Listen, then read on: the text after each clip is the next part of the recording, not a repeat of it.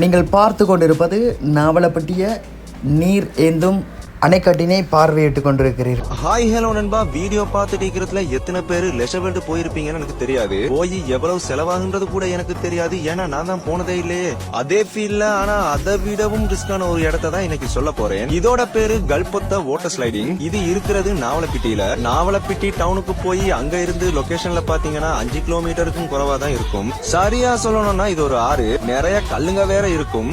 இருக்கிறதுலயே பெரிய சைஸா இருக்கிற கல்லுக்கு மேல சின்னதா ஒரு அணைக்கட்டை கட்டி அதுல இது வர தண்ணி அந்த கல்லுக்கு மேல வலிஞ்சோடும். கல்லுக்கு மேல வார தண்ணில வலிக்கு வரதுதான் இந்த இடத்தோட ஹைலைட்.